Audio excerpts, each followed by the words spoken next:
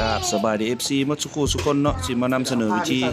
กำจัดผงมอดหรือว่าขี้มอดพี่น้องนี่เนาะเบิ่งเป็นหูของป่องแป้งตามไม้ที่เพิ่นทำมาเฮ็ดโดยความรู้เท่าบ่ถึงกายพี่น้องบ่ฮู้เนื้อไม้เวลาเอามาเฮ็ดแล้วก็มอดเจาะแล้วก็มีขี้มอดตกใส่ผ้าเข้าตกใส่โต๊ะตกใส่พื้นเฮือนเนาะ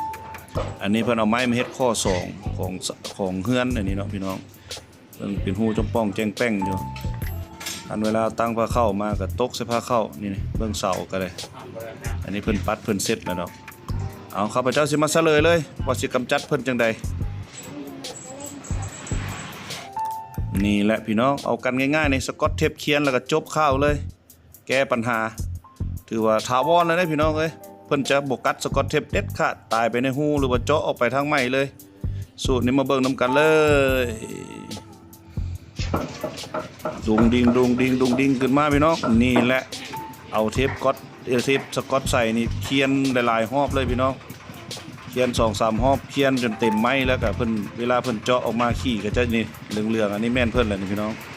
อาจจะตายในหูหรือว่าตายด้านหน้าพี่น้องเลยเอาคลิปนี้เอาสั้นๆสำนี้พี่น้องเคล็ดลับง่ายๆจากสกอตเทปแก้ไขกันได้บ่ได้เว้ายุ่งยากอีกพี่น้องคันเฮาจะเคียนสุดเอาอันสายยางนี่ฮัดไว้เอาจบคลิปแต่เพียงเท่านี้พี่น้องเมื่อหน้าพอกันไหมสบายดี